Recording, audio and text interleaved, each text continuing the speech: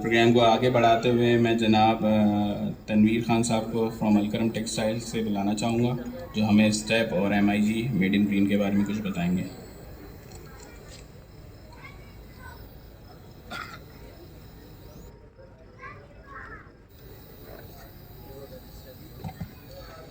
सबसे पहले तो मैं भट्ट साहब और एटेक्स की टीम को मैं शुक्रिया अदा करना चाहूँगा कि उन्होंने एक इतना अच्छा महफिल यहाँ पे सजाया और मुझे यहाँ पे अपने ख़यालात के इज़हार करने का मौका दिया।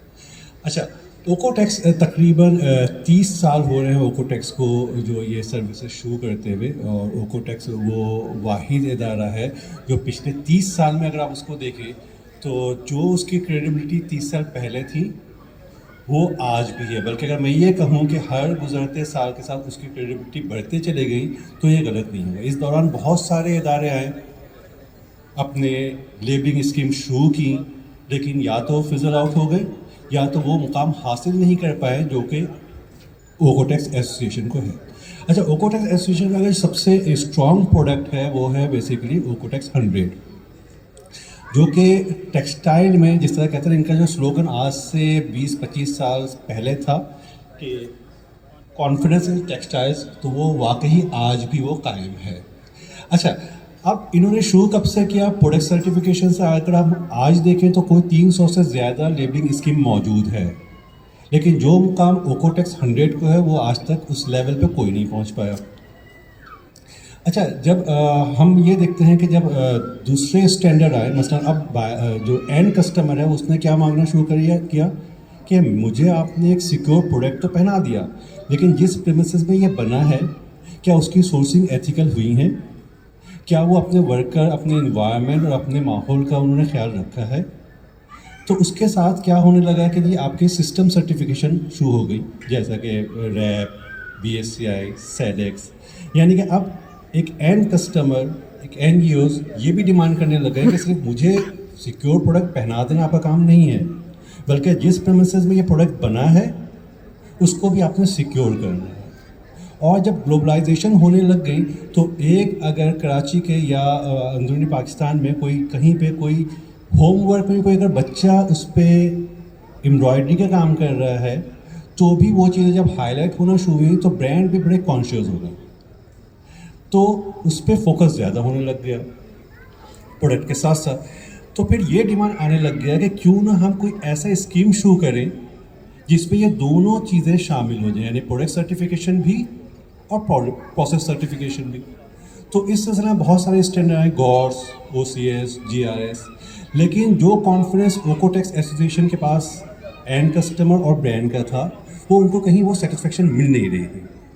तो फिर जाहिर है लोगों ने जब ओकोटेक्स एसोसिएशन की तरफ देखना शुरू किया तो उन्होंने एक नया प्रोडक्ट लॉन्च किया कोई आज से 10 साल पहले, जो है स्टेप बाय ओकोटेक्स, यानी कि सस्टेनेबल टेक्सटाइल प्रोडक्शन।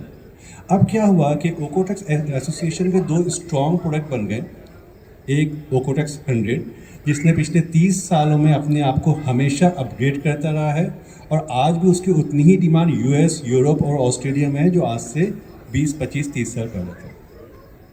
जब ओकोटेक्स एसोसिएशन ने स्टेप को लाया तो उसके साथ साथ उन्होंने एक और प्रोविज़न दिया कि एक लेबलिंग स्कीम उसमें डाल दी उन्होंने, जो कि जिसके लिए आपने कोई एक्स्ट्रा कॉस्ट को बेयर नहीं करना, और वो क्या है? MIG, यानी कि मेड इन ग्रीन। आज जो मेरे पास जो टॉपिक दिया गया वही है step and made in green. अच्छा, अब अगर आप अपनी फैक्ट्री को स्टेप करवाना चाहते हैं तो सबसे बड़ा आसान प्रोसेस है, जिस तरह भट्ट साहब ने कहा कि पहले जो इसकी फॉर्म भरना बड़ा मुश्किल होता था और चीज़ें वो होती थी, और इसमें नो डाउट एटेक्स और भट्ट साहब की टीम ने सिर्फ ऑडिट नहीं करते बल्कि ये डेवलपमेंट में भी काम करते हैं। हुआ क्या कि जब आपको स्टेप पे जाना होता है तो आप एक फॉर्म भरते हैं, उसमें ये होना ये चाहिए होता है, जो ये लोग गाइड भी करते हैं, जितनी आपके पास सर्टिफिकेशन हो, QMS की हो, SMS की हो, सोशल मैनेजमेंट सिस्टम की हो या प्रोडक्ट सर्टिफिकेशन की, वो आप शेयर करें फॉर्म में। जब ये करते हैं तो आपका कॉस्ट ऑटोमेटिकली कम होना शुरू हो जाता है। जब आप फॉर्म भर के जब आप शेयर करते हैं तो फिर आपके पास एक इनवॉइस आ जाती है और फिर आप जब पेमेंट करते हैं तो आपको एक पोर्टल मिल जाता है। ओकोटेक्स स्टैंडर्ड का पोर्टल बहुत आसान है, जिसमें आपको हर लम्हे आपको पता चल रहा होता है कि आपने कितने क्वेश्चंस भरे हैं और कितने बाकी हैं। इसमें टोटल 6 चैप्टर्स हैं: chemical management, quality management, social, health and safety अलग है, इन्वायरमेंटल मैनेजमेंट और इन्वायरमेंटल परफॉर्मेंस। मैंने पिछले 22 साल से मैं टेक्सटाइल गारमेंट इंडस्ट्री में हूँ और तकरीबन हर स्टैंडर्ड पे काम किया है, लेकिन ये वाहिद स्टैंडर्ड अब तक के जो मुझे मिला है जो कि एक लेबल स्कीम भी है जो कि परफॉर्मेंस से बात करता है। इसी वजह से जब आप सर्टिफिकेशन लेते हैं स्टेप की, वो आपको बताता है आप ओवरऑल कितने परसेंटेज पे खड़े हुए हैं, किस चैप्टर में कितने परसेंटेज है, और वो वहीं पे लेके जाता है आपको जहाँ पे जिसे हम कहते हैं कंटिन्यू इम्प्रूवमेंट। पिछले टेन्योर में कहाँ थे, इस वक्त कहाँ पे हैं।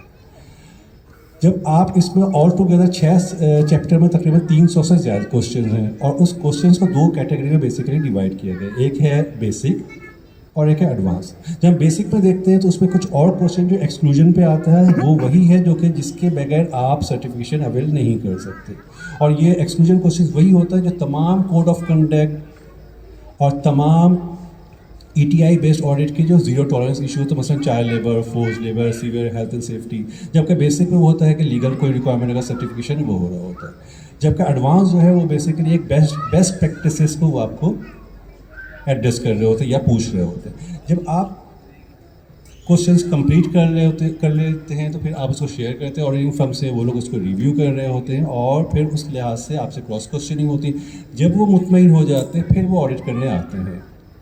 ये भी एक बड़ा अच्छा पार्ट है स्टेप पे, जबकि किसी भी और स्कीम में ये नहीं हो रहा होता है। जब आपका ऑडिट हो जाता है तो उस पर फिर आपके 3 लेवल अवार्ड होते हैं, या तो लेवल 1 या लेवल 2 या लेवल 3। लेवल 1 सबसे नीचे होता है और लेवल 3 सबसे ऊपर होता है, और यही आपका डिसाइड करता है कि पिछले। और एक चीज़ और बताता चलो, ये वाहिद आई थिंक ये वन ऑफ दी सर्टिफिकेशन है जिसकी सर्टिफिकेट आपको 3 साल के लिए अवार्ड होता है। बात आता जब उसका इन्वाइस आ रहा होता है हम देखते हैं भाई ये तो $12,000 है, मेरी तो बहुत महंगा है। तो फिर हम मैनेजमेंट को कन्विंस करते हैं, लोग भाई ये 3 साल का है। अगर आप बाकी स्टैंडर्ड के 3 साल को अगर डिवाइड कर लें जो साल भर में हो रहा होता है तो तकरीबन कॉस्ट आपका बराबर आ जाता है। तो ये 3 साल का हो रहा होता है तो फिर ये आपका लेवल डिसाइड करते हैं कि आपके 3 साल के टेन्योर में कितने सर्विलेंस ऑडिट होने होते हैं। अब आपने सर्टिफिकेशन भी ले ली। जब सर्टिफिकेशन ले लेते हैं तो अब वही शुरू हो जाती है जो मैंने जहाँ से शुरू किया था कि कस्टमर का लेबल के साथ लेबलिंग स्कीम पे कि जी प्रोडक्ट सर्टिफिकेशन भी हो और प्रोसेस सर्टिफिकेशन भी आए, यानी कि मैं जो कपड़ा पहना हूँ इसमें कोई हार्मफुल सब्सटेंसेस नहीं है, इसमें कोई ओजो केमिकल नहीं है, बल्कि जिस प्रेमिसेस में बना है वो भी सोर्सिंग जो भी वो एथिकली हुई है। जब ये कॉन्फिडेंस आ जाता है तो फिर आपके पास एक मिक यानी कि MIG के आपको एक पोर्टल दे दिया जाता है जो कि फ्री ऑफ कॉस्ट होता है। जब आप पोर्टल ले लेते हैं उस पर तो उसके बाद आपको क्या होता है कि अगर आपने किसी लेबल निकालना है तो उसमें अब जाके आपने गॉड्स जब पाकिस्तान में आया था तो मैं वो पहला बंदा था जिसने गॉड्स की सर्टिफिकेशन 2007 में मैंने काम किया था, ठीक है। अगर मैं कंपैरिजन करूँ उस पर इसके मुकाबले में, ज़ाहिर गॉड्स एक बड़ा स्टैंडर्ड स्ट्रॉन्ग स्टैंडर्ड है, तो उसमें फ़र्क ये है कि इसमें क्या होता है, इसमें प्रॉपर मैपिंग ना सिर्फ आपको पता होता बल्कि आपके बायर को भी पता होता है, एंड कस्टमर जो USA या UK में बैठ के खरीद रहा था उसको भी पता होता है कि इसकी मैपिंग क्या हुई है आपकी सप्लाई चेन की। इसका ये मतलब है आपको मिक का मिल जाता है, फिर आप क्या करते हैं अपने सारे रॉ मटेरियल को उस पर डिक्लेयर करते हैं आपने किससे क्या लिया है। लेट्स सपोज आपने YKK से आपने जिपर लिया है या आपने कोर्ट से आपने धागा लिया है। जब उसको आप करते हैं तो यहाँ पे आपने उसको एक रिक्वेस्ट डालनी होती है। अच्छा, वो जो कंपनी है उसको भी ओकोटेक्स होना ज़रूरी है क्योंकि कस्टमर दोनों मांग रहे हैं आपसे, ओकोटेक्स 100 की कॉन्फिडेंस और एथिकल प्रैक्टिसेस दोनों। तो फिर वो क्या करता है, वो देखता है हाँ जी मुझसे ही लिया गया, जैसे अभी मुकेश भाई ने कहा था कि जी बड़े हमारे प्रॉब्लम क्या होती है, ट्रेसेबिलिटी नहीं होती है हमारे पास।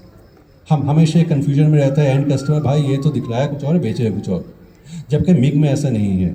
मिग में क्या होता है, आपने मैपिंग करनी होती है, हाँ जी मैंने इतनी क्वांटिटी YKK से या कोर्ट से मैंने लिया या फलां से मैंने फैब्रिक खरीदा है। उसके पास वो रिक्वेस्ट जाती है और फिर उसको एक्सेप्ट करता है। जब वो एक्सेप्ट करता है तो आपकी मैपिंग कंप्लीट हो जाती है और फिर आपके पास लेबल निकल जाता है।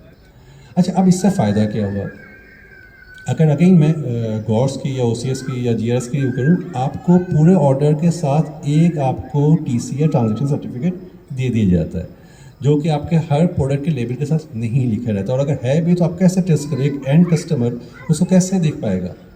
जबकि मेड इन ग्रीन का लेवल ऐसा नहीं है, जैसे ही वो उसको मिलता है तो उसको जैसे ही आप जाके स्कैन करेंगे, just you have to have a android phone and internet facility.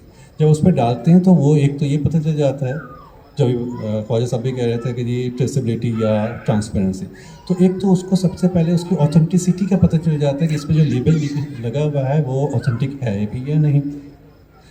वो ट्रेसेबल हो जाता है, यानी कि वो पता चल जाता है वो दुनिया के किस कोने के किस फैक्ट्री में बना है, उसका नाम उस पर आ जाता है, उसके शहर का नाम आ जाता है, उसमें मुल्क का नाम आ जाता है, और उसके साथ क्या सप्लाई चेन है, अगर वो कस्टमर चाहे तो उसको भी वो डिस्क्लोज करवा सकता है।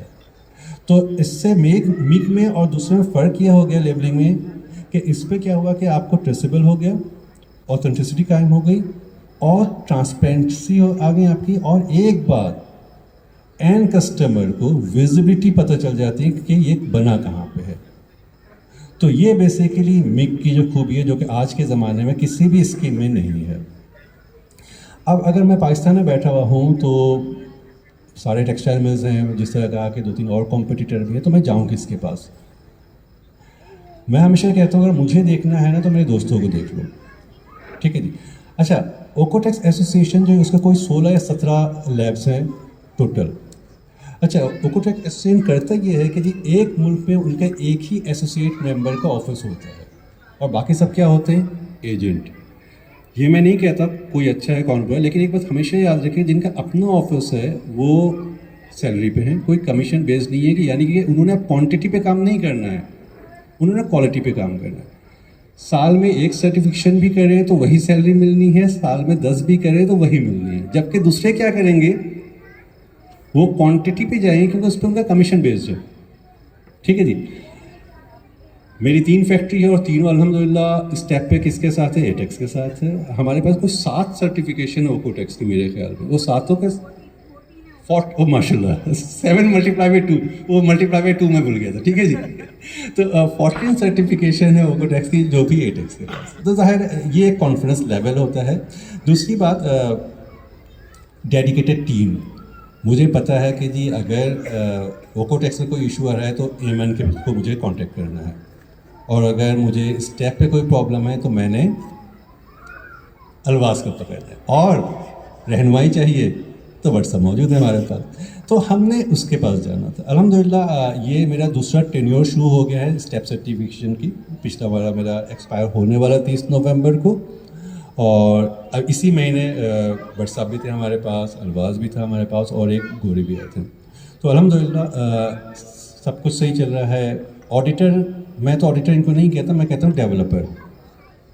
एक बात मैं सिर्फ ऐड कर दूँ कि अल्हम्दुलिल्लाह पिछले मुझे अलकरम में 6 साल हो रहे तकरीबन, तो 6 साल में इत्तेफाक से मैंने 2 दफ़ा ओकोटेक्स एसोसिएशन के ऑडिटर को मैंने फेस किया है, और दोनों दफ़ा, बल्कि पिछले 2 महीने पहले भी आए थे। तो अल्हम्दुलिल्लाह दोनों दफ़ा वो मुतमईन होकर गए हैं। ये साबित करता है कि एटेक्स वाले के जो सप्लायर्स हैं, ये सॉरी कस्टमर जो हैं, उनके पास सिस्टम मौजूद है। हाँ, इम्प्रूवमेंट की गुंजाइश हमेशा होती है और वो होनी भी चाहिए, और एक फ्रेश आइज़ की कुछ वैल्यू एडिशन होनी भी चाहिए, वो बिल्कुल चल रही होती हैं। तो जनाब ये ओवरऑल स्टेप एंड मिक के बारे में थी जो मैंने ओवरव्यू देना था। आप लोगों के सुनने का बहुत शुक्रिया।